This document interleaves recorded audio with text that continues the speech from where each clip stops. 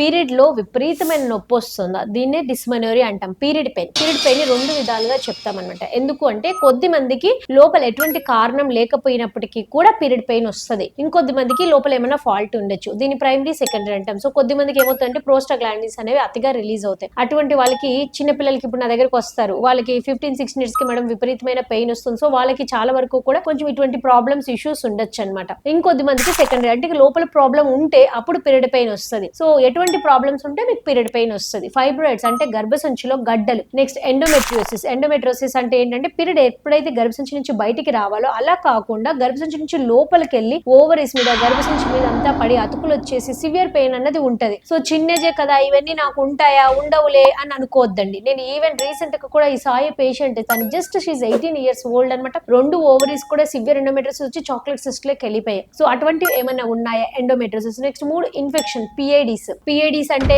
లోపల ఇన్ఫెక్షన్ గర్భసంచి లోపల ఇన్ఫెక్షన్ వచ్చి అంతా స్ప్రెడ్ అవుతుంది ట్యూబ్స్ కి మొత్తము లోపల గర్భసంచి దగ్గర. నెక్స్ట్ అడినోమైసిస్ అంటే ఈ బ్లీడింగ్ ఏదైతే మనకి ట్యూబ్స్ లోకి వెళ్తుంది అన్నా అది గర్భసంచి పొరల్లోకి కూడా వెళ్ళి గర్భసంచి వాసిపోయినప్పుడు కూడా సివియర్ పీరియడ్ పెయిన్ వస్తుంది. ఇవే కాకుండా గడ్డలు, చిన్న పాలిప్స్ కానీ ఇటువంటి వాటి వల్ల అన్నిటి వల్ల కూడా పీరియడ్ పెయిన్ వస్తుంది. ఇవి కాకుండా కొద్ది మందికి ఒబెసిటీ అంటే బరువు వల్ల రావచ్చు. ఫ్యామిలీ అంటే మీ మదర్ కి పీరియడ్ పెయిన్ ఉందనుకోండి మీకు కూడా వచ్చే ఛాన్స్ ఉంటుంది. లేదా ఇంకొద్ది మందికి అర్లీ ఏజ్ అంటే తొందరగా పెద్ద మనిషి అయ్యారనుకోండి వాళ్ళకి కూడా పీరియడ్ పెయిన్ వచ్చే ఛాన్స్ ఉంటుంది. సో ఇవన్నీ వేరియస్ రీజన్స్ అండి పీరియడ్ పెయిన్ రావడానికి. సో పీరియడ్ పెయినే కదా అని లైట్ గా తీసుకోకుండా అసలు ప్రాబ్లం ఉందా, బానే ఉందా, లేదా ఏమైనా ప్రాబ్లం ఉందా అన్నది మీరు ఐడెంటిఫై చేసుకొని ప్రాబ్లం ఏం లేకపోతే సింపుల్ రెమెడీస్ తీసుకోండి. అవి ఎటువంటివన్నీ నేను ఆల్రెడీ చెప్పేశాను. ప్రాబ్లం ఉంటే దానికి తగ్గ ట్రీట్మెంట్ తీసుకోండి. Thank you.